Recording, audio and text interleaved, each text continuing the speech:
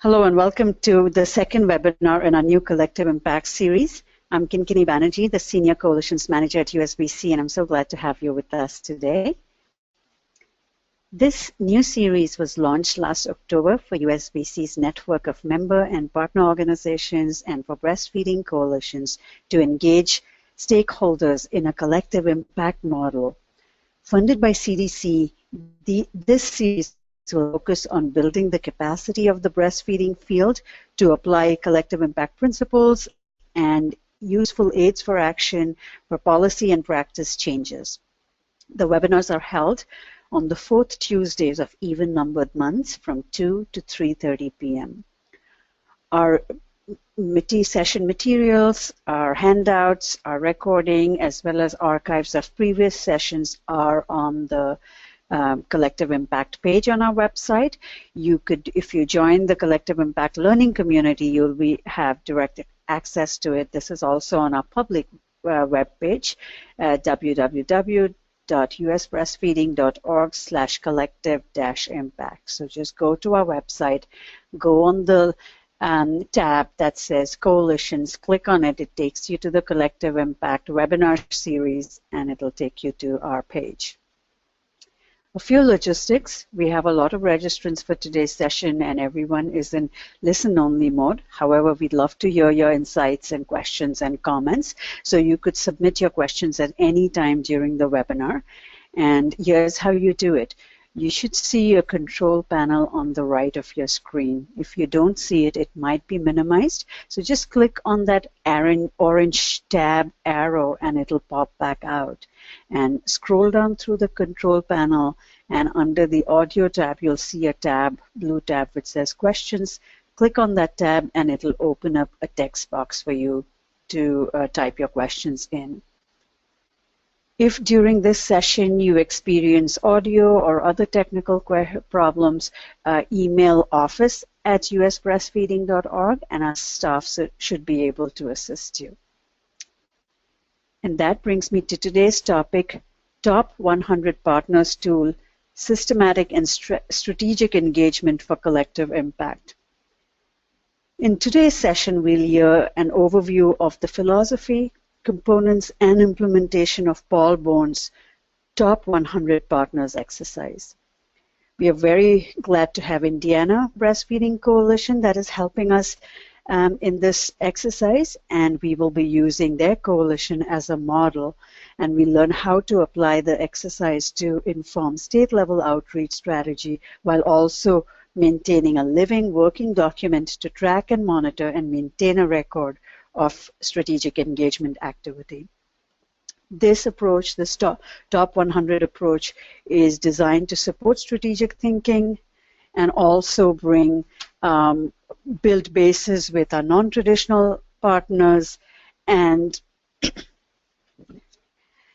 increase engagement of new and non-traditional stakeholders and increase diversity of your coalition.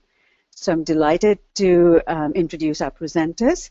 Tina Carderelli is the Executive Director of the Indiana Perinatal Network. She's a leader in the field and recognized by coalitions as a great support person. She's known as our coalitions coach and has helped a lot of coalitions build their infrastructure muscle. Our other presenter is Amelia Psmythe, who is our Deputy Director. Amelia brings a lot of expertise of working at the grassroots level. She was the Executive Director of the Breastfeeding Coalition of Oregon for many years before joining USBC. And with that, I'm going to turn it over to Amelia. Fabulous, and thank you so much, Kinkini, for that warm welcome, and thank you all for joining us today. As Kinkini mentioned, we're in a remote location, and we will be working with the Wi-Fi as best as possible. If you have any issues, it would be great to get some feedback about that in the chat box so that we can just, have some feedback about where we're at. I am so delighted to be co-presenting this topic with Tina Carderelli. because we have had many opportunities over the years to work together. And I think that's really going to behoove us in today's webinar, which we're really structuring in a slightly different way than we typically do.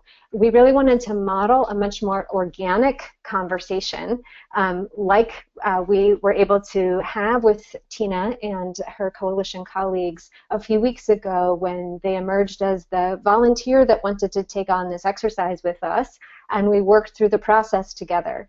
And as we thought about how to bring this to you, it seemed much more fruitful to bring you the process, to bring you the living experience of what it looks like to sort this out and to use this tool, rather than bringing you, the finished work. That wasn't really, the hands-on experience that was going to bring this alive.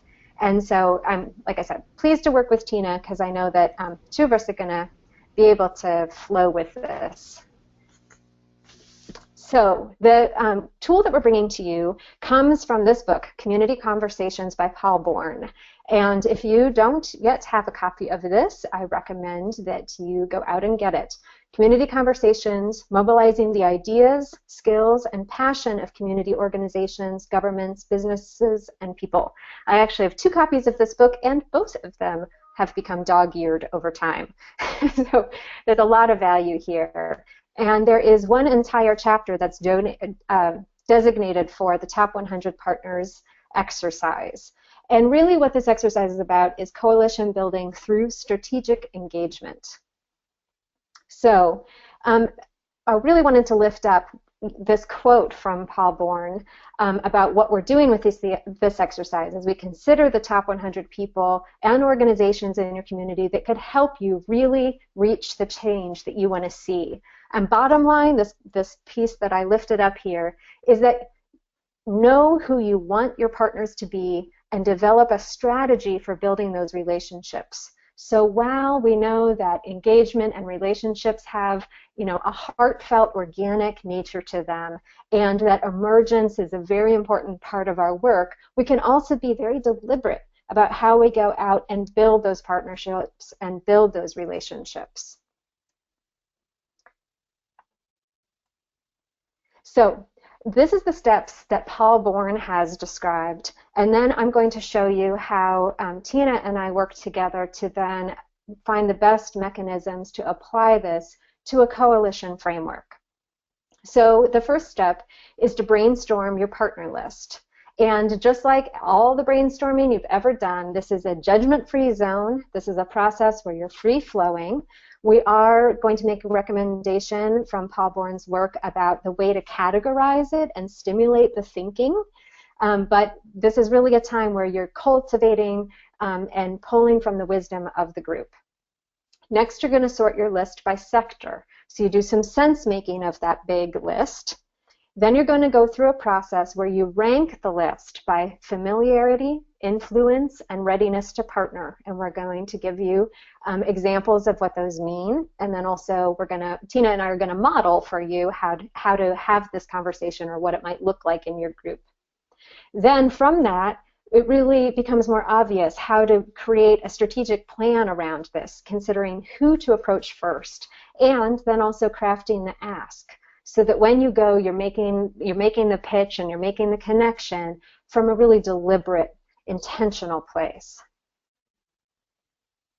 So these are, in addition to the steps, Paul Bourne gives us some theoretical framework around it.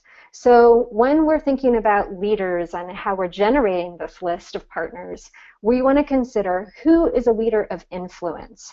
These are people who are in a position to do something, but remember, power is not necessarily the same as influence, right? So it's not the title, it's not the credential, it's not, the fancy car that they drive to their place of work.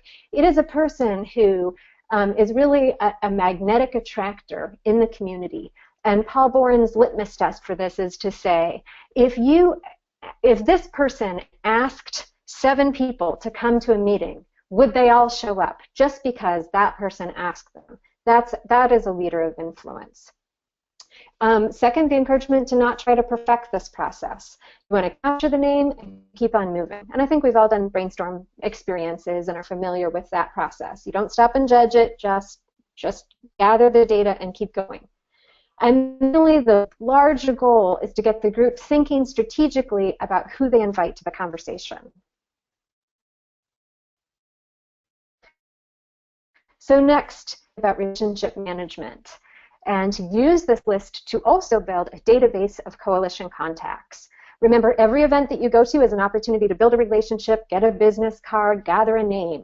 He talks in his exercise about taking a moment and finding some way to put into every meeting, especially any outreach meeting or a table at an event, some way that you're gathering contact information from people, but also what their interest is and what their involvement is. So which meeting did they come to? What sparked them? When they came up to you afterwards and thanked you for the opportunity to be there, what did they lift up as particularly meaningful?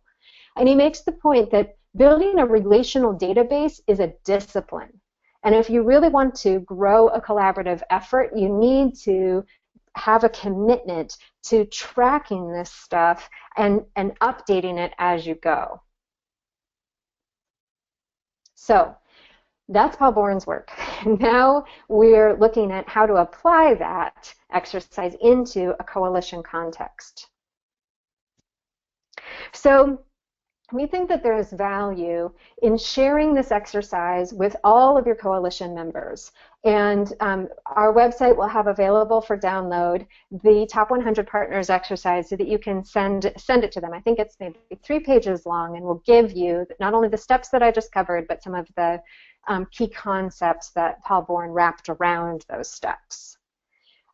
Our recommendation is that you be very intentional as a leadership team to design the mechanism for the brainstorm. So it could look like an online survey, but we were thinking even more effective could be a shared document where everyone is seeing some kind of template and they're adding names to the template together. And that can be a process that everybody does as their time allows. But we really believe that this process of the next level of sorting the sectors and ranking the connections, that's really a dynamic process. That's a conversation that you need to have. So a meeting, an in-person meeting or a conference call is going to be the best way that you can be sharing, harvesting the group wisdom and really making some sense of agreement about how to make notes of the comments that have high scores in familiarity, influence, and readiness to partner. And again, we're going to talk about these 3 ratings and how to rank them, and Tina and I together are going to model what that conversation in your coalition might look like. And then finally, as you go through this, you want to leave a space to make notes of outstanding questions. And I like to call this the what we know we don't know. So it could be that you recognize, child care providers or child care regulatory bodies in our state are going to be key stakeholders, but we actually don't know very much about how that system works. And so you want to make note, like we recognize this was a stakeholder category, but we don't have a name yet to assign to it. So track the things you know as well as the things that you don't know.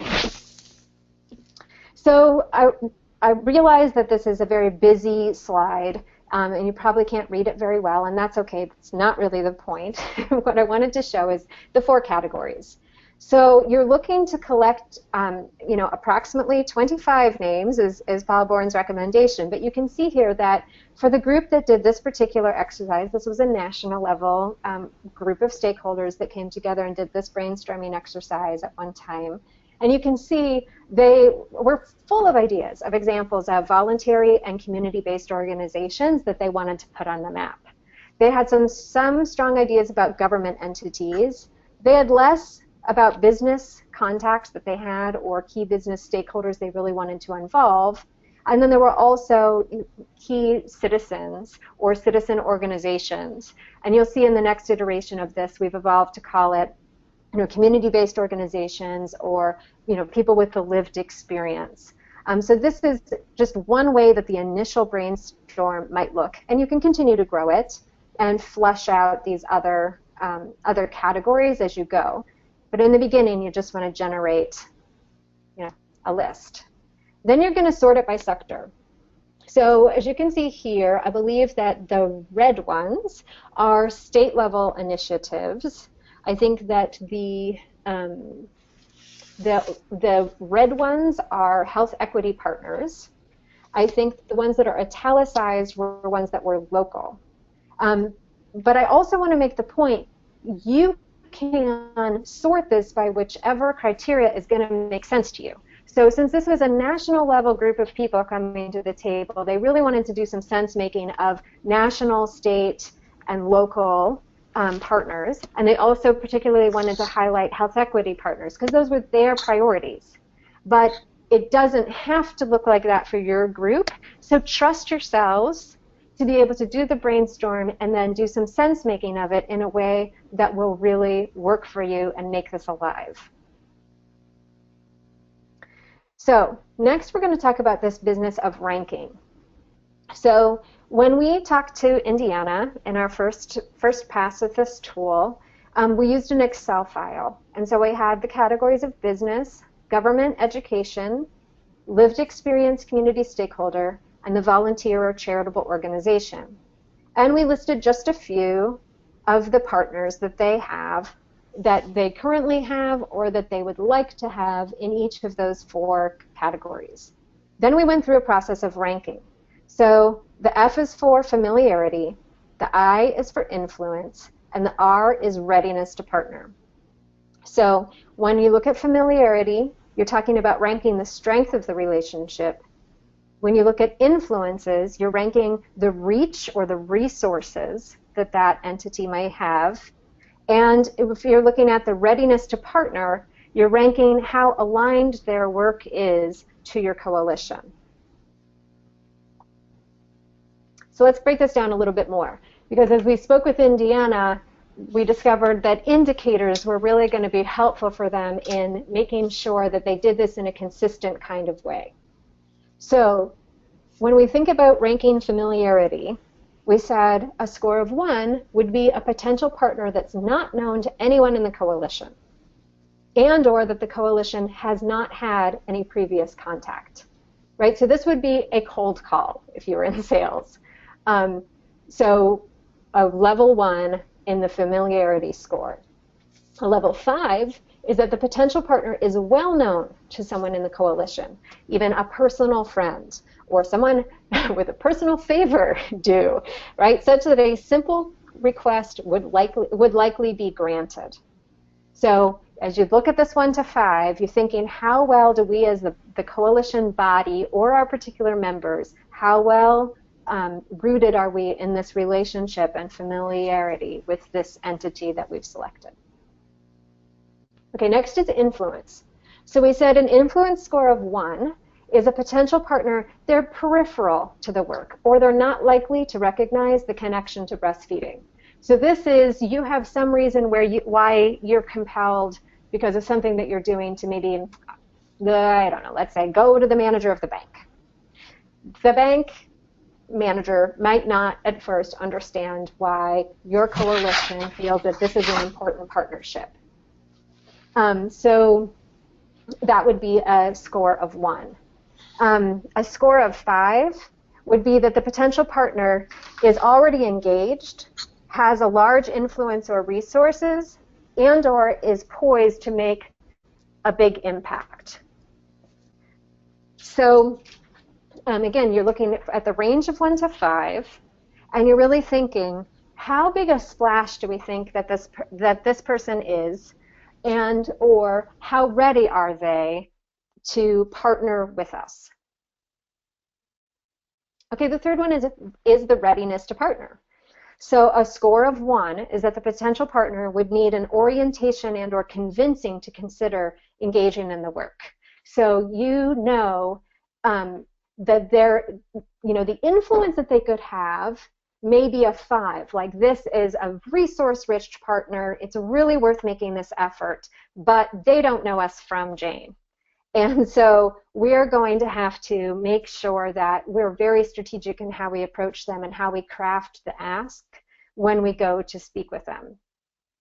A readiness score of 5 would be that the potential partner is familiar with the coalition or is taking aligned action or is poised to engage in collaborative work. Another example Paul Bourne gives for this is maybe you are aware that this is a partner that is in the midst of some big strategic plan and change. And if you could get in right now, you could maybe insert breastfeeding into that plan, for example, and have a change in what they prioritize moving forward. So you want to give them a high score because you believe this is an opportune moment to be able to make a connection. So our recommendation is that once the coalition body at large has done this brainstorming, has done a little sorting, which we think could happen in an online virtual low contact situation, but then has constructed a conference call or a meeting to work through these rankings. And I think you can understand, why our instinct led us that way. If you're trying to surface someone who has a personal contact, it's helpful if the entire group hears that at once. And as I think you'll hear as Tina and I work through the template for Indiana and their work, I think it will become obvious that there's a piece of this that's subjective, and so if you have several minds all coming together as you rank and sort, that's really going to help the subcommittee. We're recommending that a subcommittee, a smaller group of people, again, in whatever way makes sense for the organization of your coalition, that you further mine and refine this.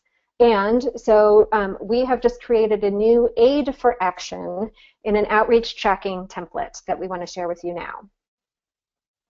So I am going to switch over to the template.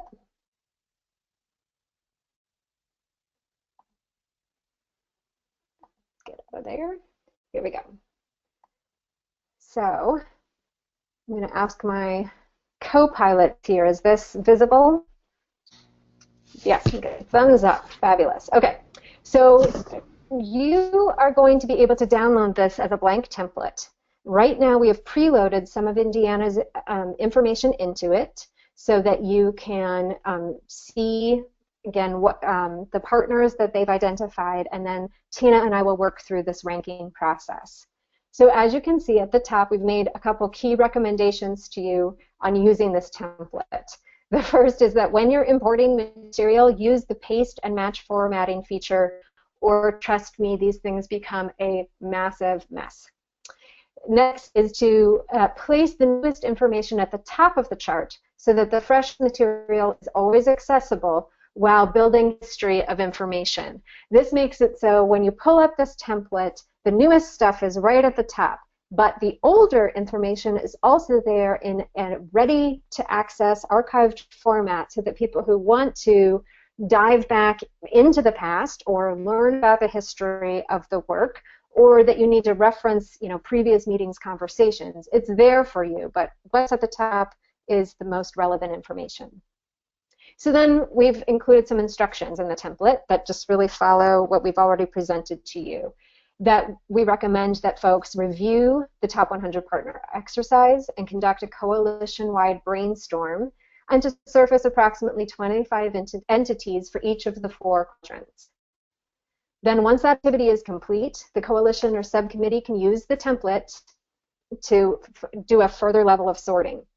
So then here are the indicators of 1 to 5 for each of the 3 categories that we're ranking.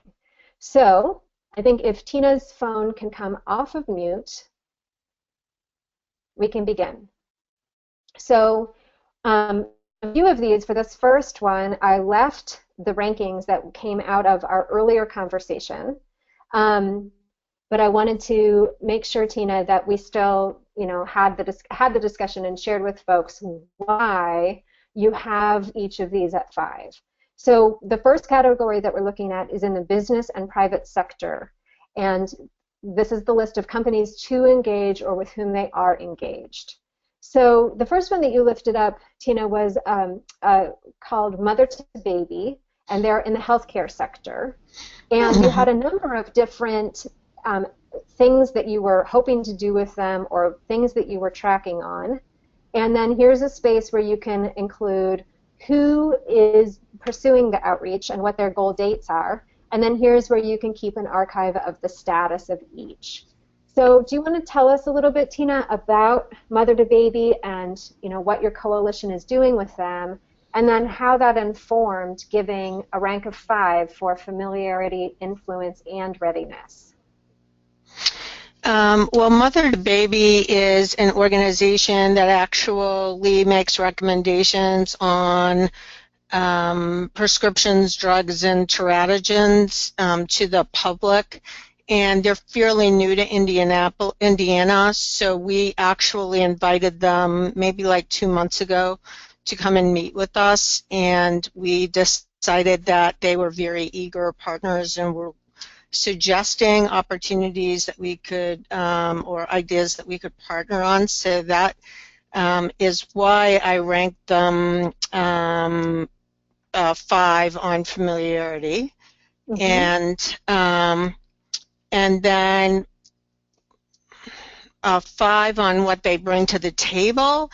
I think that they're a very important resource to breastfeeding mothers, and we seem to have very common mission statements and a very common way of going about our work. So that is why I felt, or our coalition felt, that they were a 5 in terms of influence. And in terms of readiness, well, that 3 weeks later, they attended our state coalition meeting, and they actually signed up to exhibit at a couple of our conferences. So they clearly demonstrated that they were a 5 readiness. So there was really no lag time between the conversation and active participation. Yeah, that makes total sense. I mean, especially when this is almost a case where you're being pursued by them. So, and I wanted to lift up for folks, just because this is a really cool example of a project, that you're partnering on an information letter to surgery centers. So that was exciting. I think that's very interesting, too. And another thing that I'll point out about that is how this all kind of gets murky and crosses lines, because Walgreens had come to us and talked to us about working on a surgery center letter with Coalition as a coalition project, and so they got the ball started. And then when Mother to Baby got involved in our coalition, they actually wanted to add their signature and proof it. So it was, it was a nice project that a couple of different organizations could sink their teeth into. That's so great. That's exciting too, to have something so tangible coming out of those partnerships, and it sounds like that flowed fairly smoothly and easily. So since you brought up Walgreens and that the Mother to Baby was an extension of that, why don't we jump to that one and talk about that a little bit? Hopefully a lot of our coalitions have heard about the exciting partnership that your coalition has forged with Walgreens starting back in 2012. But do you want to talk a little bit about some of these activities you're doing with them? Yeah, and I'd like to preface it saying that we started in 2012, probably not knowing we were doing this, where I actually approached Walgreens and kind of knowing what their mission statement was and what they were about, and they were doing a little bit of business change at that time, where they were building education rooms in their stores, at least in the Indiana area. And so I knew they were going to do health and wellness classes, and I thought that seemed like a perfect location for a place where people could go for breastfeeding help. And what I heard in our coalition and our local coalitions was that people wanted to go for breastfeeding help that was accessible on the bus line, or that they routinely went there or could get rides from their neighbors. And so that seemed like the center of town, which is often a drugstore. So we approached them, and so probably at the time, their readiness was maybe, or like our familiarity with them, of course, as a consumer was a 5, but in terms of the work as a coalition was probably more like a 1. Mm-hmm. And then what they brought to the table, potentially in terms of influence, probably represented a 5, but at the time I don't think they maybe saw themselves as breastfeeding partners, so maybe was a 1. And then their readiness, we learned, was probably a 5, but we had no idea. We probably thought it was a 1. So even though those are 5s across the board now, they were not when we approached Walgreens. And so we asked them about positioning a drop-in center in one of their stores and tapping in breast pump rentals and educating pharmacists and like a big plan for what was possible. And it has slowly evolved where we had volunteer lactation consultants, and then we wrote a grant to pay for the lactation consultants, and the 2 pharmacists have gone on to get CLC training. One pharmacist that is our go-to person for this project is going to become this year an IBCLC, and she is also very instrumental in our coalition. She has pharmacy interns that she always assigns coalition breastfeeding projects to. They're the people that suggested drafting a surgery center letter because they saw with their patients that there was a lot of confusion with people who have had surgery and had been told to stop breastfeeding, and they wanted to bring clarity to that. And so we've expanded it now. I think we're going into our 3rd store, so it's been slow. But one of the things we were able to do just this past year was to talk with one of our large hospital systems that moved their outpatient into their outpatient clinic into the Walgreens. So that was a very nice partnership. Walgreens was happy to have their foot in the door with the healthcare organization with the hospital system, and the hospital system was happy to have a partnership with Walgreens, and then we stepped out of the middle. And we did not have to provide, as a coalition, the lactation consultants anymore, and so we kind of solved that problem. And so our relationship continues, and we continue. I don't know if we wrote in here at the time we were filling this out that the pharmacist and the Walgreens were partnering. It is also a professor at the Butler School of Pharmacy, and she now has us go every semester and co-teach like a 3-hour class on breastfeeding to pharmacy students. So it continues to evolve. So those 1s and 2s and initially can turn into 5s if you just keep the conversation rolling. That's excellent. See, and I didn't even cue her up for that, folks. That's just because Tina's a natural, and this is flowing. Really love how you built right into the description that these relationships will change and the rankings will change over time. And yeah. I hadn't thought about doing it quite this way, but there could even be an application of this tool where you track, or maybe it's a separate tool where you track over time, at this moment, in 2012. Yeah, I kind of like that. It was a 1 and a 2, and then what we initially did with them, and then we did, another project, and then the scores increased, and so, it's like any friendship developing or any relationship developing. You can see it build by the projects or by over time, or not build. Maybe it goes in the other direction. Right. Well, and this is really developmental evaluation is what you're talking about. And USBC staff are at a retreat right now, and we've just had the treat of a deep training on evaluation. And what you're talking about really is a way that you can measure and get feedback to yourselves as a coalition. How do our relationships grow over time? And here is a mechanism where we can rank and track what we did and also make note of what worked so that we can learn and refine our approach as we move forward. So you could actually capture one of the really important roles of a coalition that's also often elusive. That coalition building is a lot of relationship building, and here Paul Bourne has given us a way to get some, quantitative data around that and really track how we're doing at that function. So that's really cool. So hopefully people have gotten a sense of a little bit how that worked. So I wanted to look then at this next sector, especially because I think that these are newer and emerging relationships for Tina's coalition in Indiana. So this is the sector that is we're calling lived experience and community stakeholders to engage. So Tina, do you want to tell us a little bit of the story about the relationship you're forging with the Indiana Black Breastfeeding Coalition and then also the Minority Health Coalition and some of the ways that those are interrelated?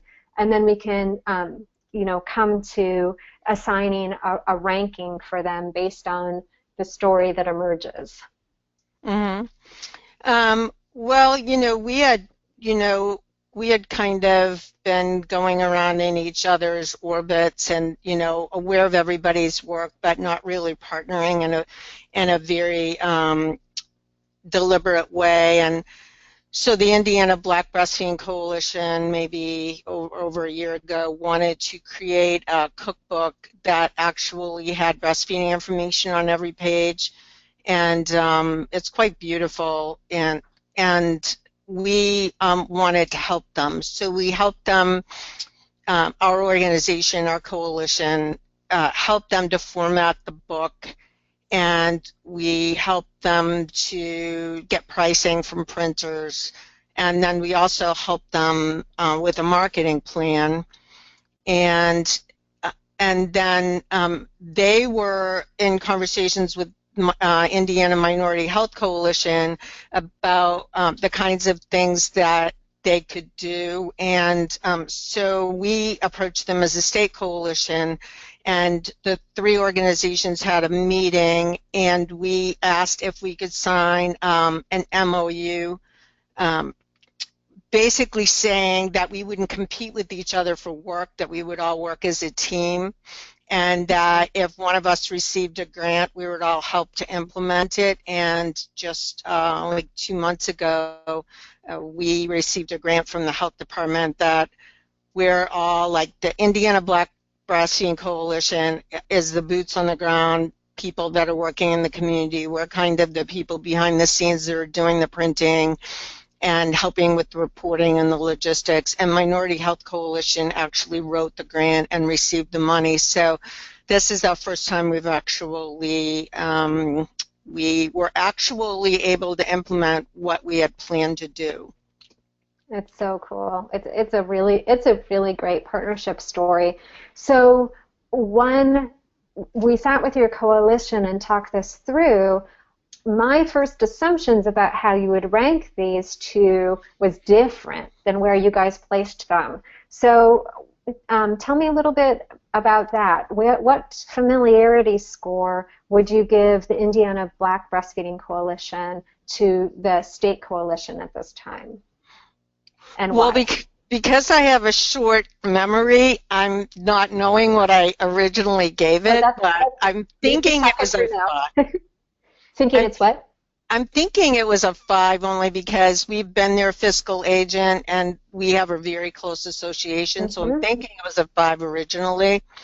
And so I think they bring a lot to the table in terms of rounding out the work that we do as a coalition and bringing a lot of diversity and to the table. So I'd say they're very high up there in terms of influence.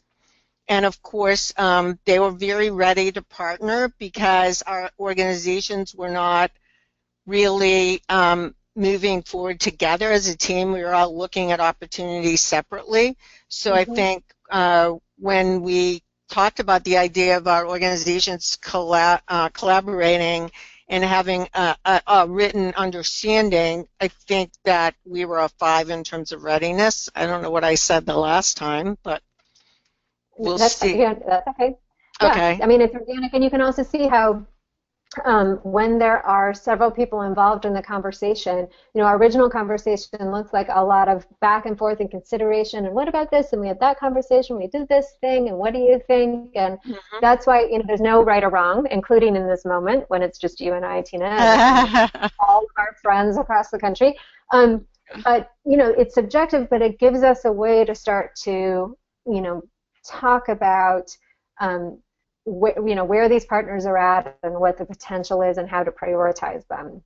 I mean, I don't want to put words in Paul Bourne's mouth, but I think that just because, like, all of these turn out to be 5s don't mean that there isn't a lot of work to be done on your relationships in terms of, like, we're all starting in a good place. We don't have to convince you that our work is similar, but we still have to, like, do the work and figure out how to work together as a team. So there's still a lot of work to be done, even if you initially look at things and think they're all 5s across the board.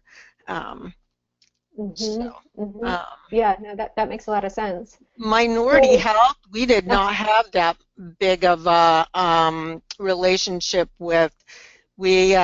We knew them by a lot of things, but we actually maybe saw them competing for the same kinds of things we were interested in. So I'd say familiarity was much lower there, maybe like a 1 or a 2. And I felt, we felt as a coalition they could bring a lot to the work that we're doing because of, the minority piece and the diversity piece and the health equity piece. So I feel, but we felt that they were important to us. We don't know if they felt that at the time that the breastfeeding message was that important. So I think it took several meetings for us to do that. So, so that's interesting because I think they would rank themselves lower and we'd rank them a little higher in terms of influence. Us seeing them as having a lot and them maybe seeing them as like, why would we have influence in breastfeeding?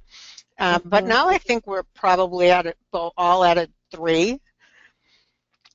Cool. And how about readiness? Do you think that the hammering out the memorandum of understanding really changed your readiness to partner moving forward? Yeah, I think that is exactly what happened. I think we probably started around a 1 with them, and I think the MOU actually showed that we were maybe a 4, and then they actually wrote a grant which showed us that they were a 5. So I think over the course of maybe like 6 months they went from a 1 or a 2 to a 5. So that I think actually shows that some of these things don't take years to do. Yeah, nice. One of the things that is coming up for me, I wonder if we'd even want to add a line where it's where what we note in the ask or the engagement approach is something about relationship maintenance. And while that's true for all of them, is there anything in that instinct I'm having in this moment about either of these partners that you'd want to lift up about like continuous communication or some kind of way to really stay alive for each other? Yeah, I think that would be probably helpful to coalitions, Amelia, because they think that initially we're like, okay, we did our job, now we'll just sit and wait for paint to dry or something. Right. And I think we had this awareness that we had to keep touching base and checking in and seeing if we had anything on a front burner or any opportunities, and then kind of a 3-way conversation. And we also had to be careful because we figured out that 2 of the organizations were having conversations and the 3rd was being left out, and so we had to figure out how, like, that we would always all be included. So I think there was a lot of just new relationship understanding that went with that. And I think if there was a line where you explained what, maybe not like a barrier, but like you say, just like a description of what needed to happen to bring it from like a 2 to a 5, that we had to make sure that when we had conversations with everybody. That would be very helpful for everybody to know in a coalition, or to know that as we develop other partnerships, to say, well, this is what we saw in these partnerships. We got to be careful to have inclusive conversations. Right. So, right. yeah, that might be helpful. Yeah, that's good. Is there anything that you want to, just so we can model using every part of this lovely new template, anything you want to note here? What's the current status of the cookbook project, for example? Yeah, the cookbook project had a printing of, I don't even know, like 5,000, and they went out the door, and then we as a group approached the Indiana WIC program, and I think they brought 10,000 of them. So there's about 15,000 in print right now, and so that was a very, very great project. And then we're currently working on a grant. It's not a huge grant. It's $6,000 to actually do minority breastfeeding events, like exhibit tables and meetings, and visit communities, particularly communities like Gary, Indiana, and some high minority populated communities, and try to get coalitions and stuff like that started. So that's like a grant. I think it's $6,000 a year for 3 years, so it'll be ongoing for 3 years. Nice.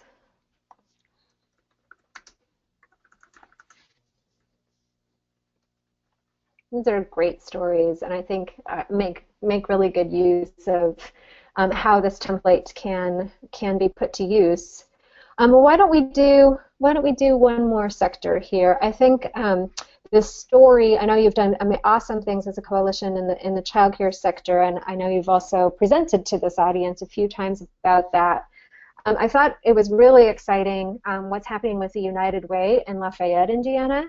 And as an example of a partnership that is starting small, but that you'd like to see build. Do you want to tell us a little bit about the coalition's engagement with United Way Lafayette, and then we can think about how to rank them?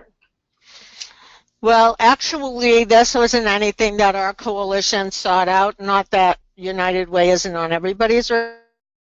I actually received a cold call from United Way in one of our communities, Lafayette, Indiana, which is where Purdue University is located.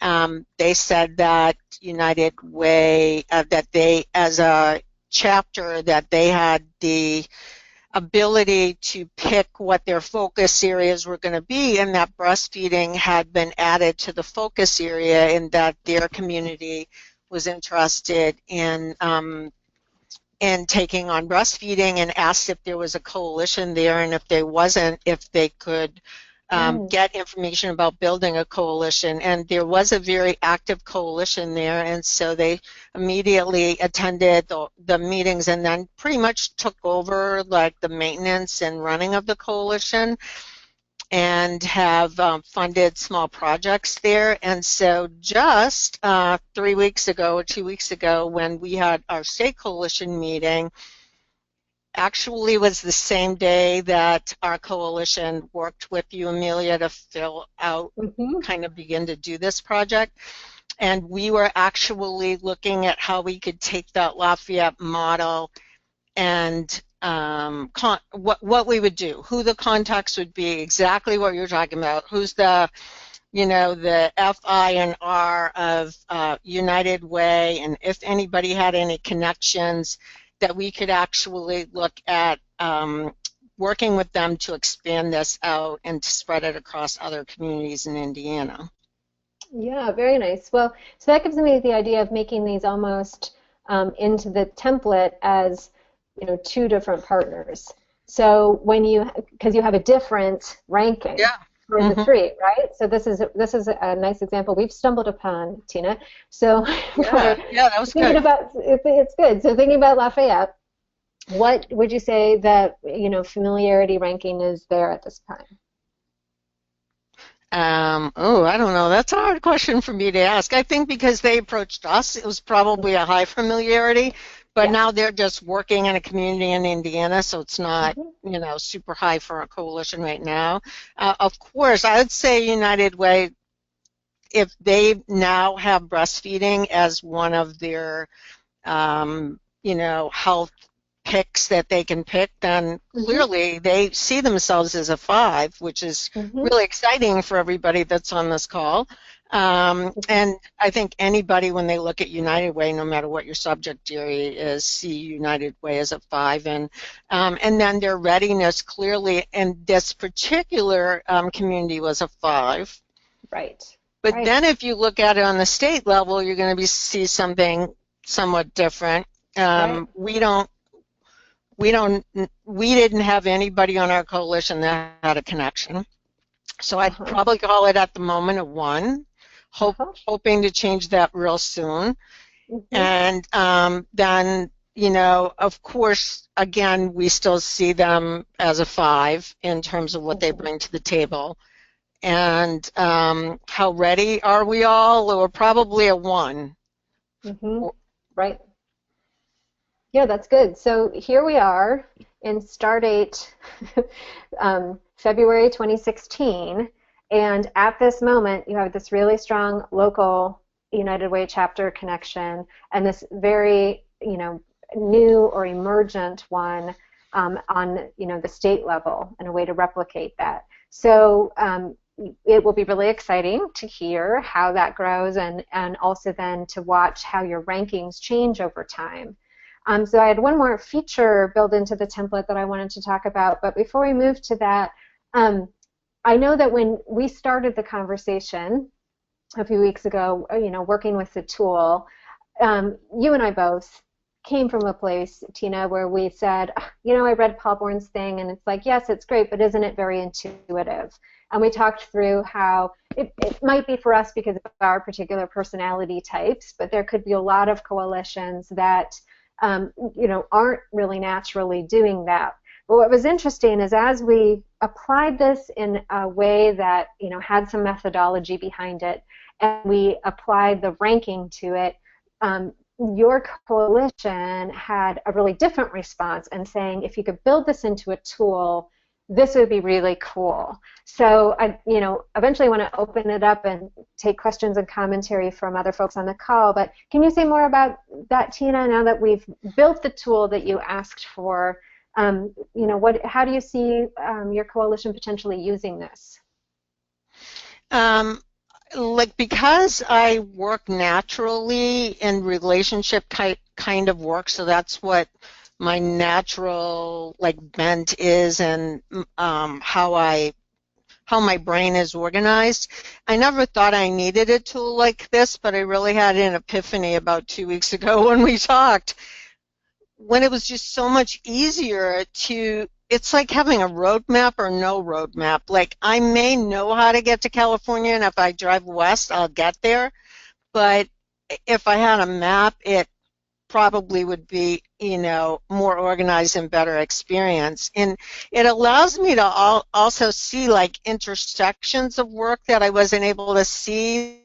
And I'm doing it right now where I'm looking at a community that's expanded their work with United Way, and then saw how you can build off of that as state initiative. And I'm seeing how you could take a partnership with Indiana Black Breastfeeding Coalition and a separate partnership that wasn't developed with Minority Health and stick the two together and build something that was important. So it allowed me to visually almost have a chessboard in front of me and more strategically see the moves, where before it was more abstract.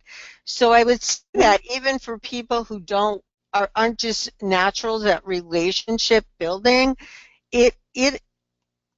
our coalition plans to go forward moving this tool. I can't imagine a coalition not having this tool now that we've fleshed it out and you've improved the product, so it works a little more easily with coalitions. And, I would say to people, it doesn't have to be perfect, But sometimes coalitions, like I work with a lot of coalitions, and they get stale and they don't know what their next move is, or what they want. You can just pull this out and say, this just looks like the natural next move for us, or this looks like they're already a 3. Let's like contact this organization and see, we're already gone part of the way. Let's continue to develop this relationship. So I'm really excited about this tool and the work that I do with coalitions, and I know my coalition is as well. And I hope everybody else feels that way. I can't imagine they wouldn't.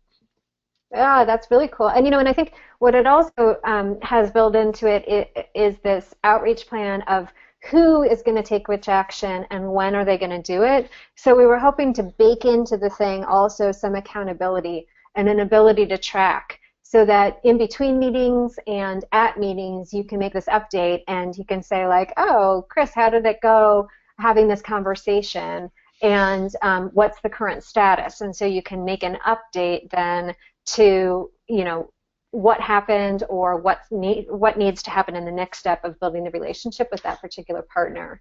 So and a living document. Yes. Yeah, and I think that in the work I do with coalitions, they struggle with a couple of things, is making everybody feel that they bring something to the coalition, and a lot of times because we don't have a mechanism for tapping into the fact that we all know people and we have relationships, and that we're not that good at tapping into that, and in this organized way we are. I think it helps coalition members to feel like they are helping, and so I think that's a really good thing. And I also like for everybody, because you see some coalitions and the only work that anybody does is in the hour-and-a-half meeting that they're there, and then they leave until they come back.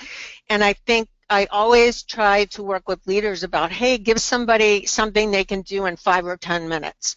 And so I think this ties in nicely with the fact that people can leave a meeting with the intent that they'll connect with somebody, reach out to somebody. And the other thing that's really important is a lot of coalitions are stymied by the fact that opportunities don't come to them. And I'm always asked that a lot, like, how do you get opportunities to come to your coalition? And, you can do all the reading about it, but the number one way you do is if you ask someone. And so I think this gets coalitions and coalition members into the thing of asking. Hey, who do you know? What do you know? How can you help? How can we help you? So I think that it really helps people to have a conversation they might not have been having without this document. That's awesome. And I could even see making a recommendation at the top to have as many different names embedded in the accountability column as possible. Right, so that if you're having like a membership committee is the subcommittee that does this, that every person on the membership committee has their name assigned somewhere. And that really leads nicely to this last category. We made space in this template for the outstanding questions that the group needs to answer before moving forward. And so again, the meeting date, what the question is, the next steps that are needed, and then also the who is going to take those steps, and then what the status is. So the example that we drew from your coalition was to research the role of surgical centers that play and how that role plays in breastfeeding success. And then the next steps that Amy is taking is to work with interns at your coalition to write a joint letter that will be co-signed with partners and have the health commissioner review it before sending it out. And that the status, you said, right now is that you're at the stage of finalizing the formatting, including co-signatures. What I really like about this, not only does it give you a place where you're logging what we know we don't know, it also, this can be a really sweet spot for your introverts, right? Where the rest of the list is all these things, go and talk to people, make connections, build the relationships, outreach. This is also a sweet spot for somebody who wants to be working to support that work, but in a quieter way or a research kind of way, or there's just going to be different comfort zones for different people, and this gives you a place not only to track what you've identified you need to learn and how you're going to figure it out, who's going to figure it out, but then also track the status of the answer. But again, continue to distribute the jobs to as many different people as possible. Yeah, I like that a lot. I would agree. And that wasn't obvious to me until you pointed it out, and then I'm like, yeah, that makes perfect sense. So I would agree. Cool. Well, good. So in a moment, I'm going to pass it back to Kenny to talk about some of the other infrastructure that we've built. But I did want to give people just one peek at the Excel file that we used. You know, I thought about making this available as a template, and we're happy to do that, but I don't know how much people, you know, need this. It might be that some groups, a Word document, a Google Doc, something is going to work better. But the main thing is just capturing the 4 different sectors. And let's see, Paul Bourne called it relationship, but we actually changed it to familiarity because, which I misspelled, because we wanted to be able to abbreviate it and we couldn't have 2 R's. But anyway, so you want to capture the name of the entity, do your sorting by sector, and you can take those steps, you know, as people are entering the names. And then the ranking, we're recommending that you do, again, in an in-person kind of setting.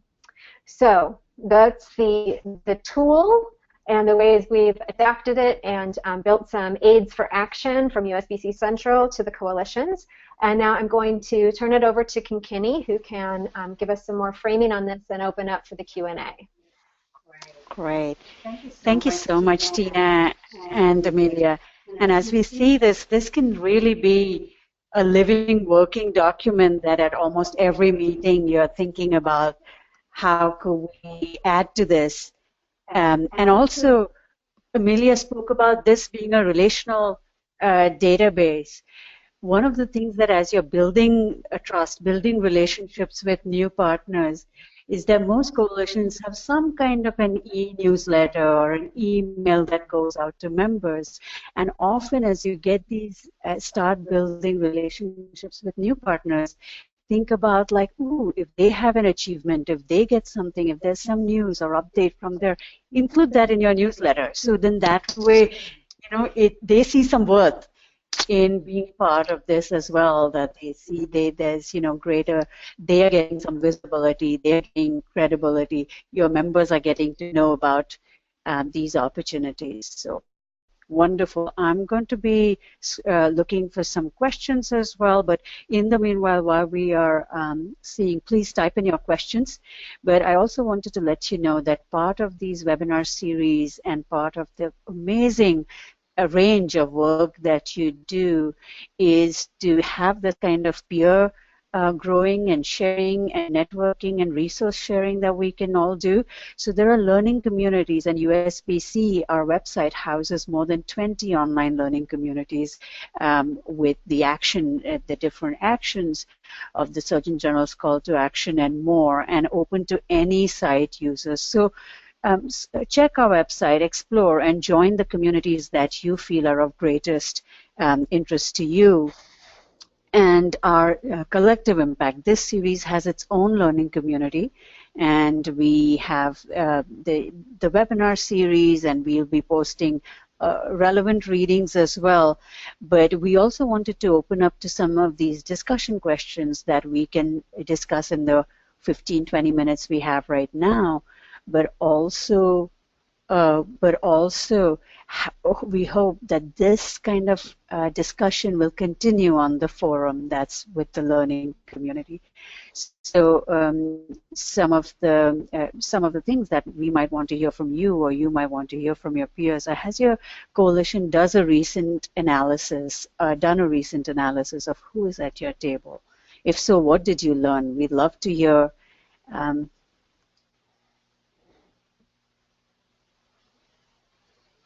And then, has your coalition reached out to a new or non-traditional partner recently, and how did it go?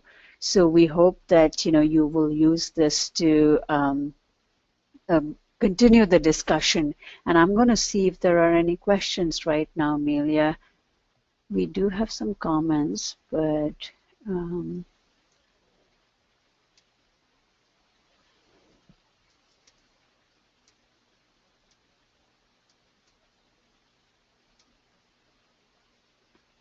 Do you plan to email everyone a template of this? Yes, absolutely. We'll be posting this on our website, and we would definitely, you can download, be part of the learning community, and then also even on the public-facing website where we have the webinar recording, we'll be uploading the template and any relevant, the top 100 article for you to learn from.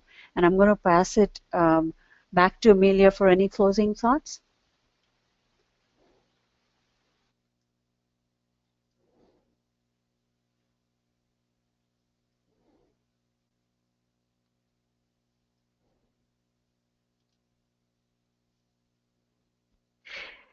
There, sorry, I think now my microphone is on. So I hope this is the beginning of us building aids for action, where we take a theoretical, a concept or a tool that's out there and help really bring it in a way that makes it alive and useful for the coalition and something hands-on. So in addition to downloading these materials, we would love to hear feedback. This template can be improved. If there's further iterations of the tools or any other things that you need from us in order to help build an outreach tracking tool that's useful, we would be very open to hearing your feedback. So that's my main takeaway, is that this is the a next step in our technical assistance to coalitions. Tina, do you have any closing thoughts? Yes, I do. I thank USBC and the work that you've done, particularly Amelia, with taking that book and kind of bringing it to life for the coalitions, because I have that book as well and I've read it, and mine maybe isn't as dog-eared, but to extrapolate that out and actually begin that with our coalition probably isn't going to be something that I was going to do this week or this month or even this year. So this is USBC. Really doing what I love. What we do is bring out resources that are just here, tips that we can use, and so I thank you for that, and I also hope that that my participation in this didn't put anybody off, because when we were going through this this exercise, of course I brought all our best partnerships, and so I think if we were to do that for another 20 minutes, I'd be starting to get to the bottom of the barrel in partnerships. So, our coalition has paid leadership. I'm a full-time employee in the coalition, so we have a little bit more ability to reach out and partner with people.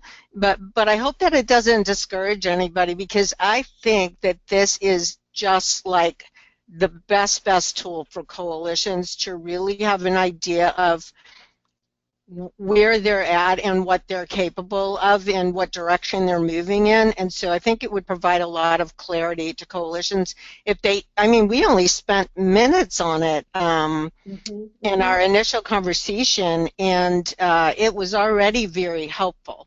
So I really encourage people to, even if you just use 4 scraps of paper, it doesn't have to be that organized, as Amelia said, but just try to think in a more organized manner about the work that you're doing. You might be surprised at the impact that you are already having. Ah, that's beautiful. Thank you, Tina. So the next webinar in the Collective Impact series that we're bringing every other month is going to be bringing a tool called the engagement cycle. And that is going to show that your relationship building has a life cycle to it and a rhythm to it. There's a research component to it and a building component. There's the sales pitch component. There's the maintaining the relationship and keeping the connection out front. So look forward in a couple months to bringing that tool forward, because it's the companion next piece to the 100 Partners exercise. So thank you all for your time and attention today, and I hope you have a wonderful rest of your day.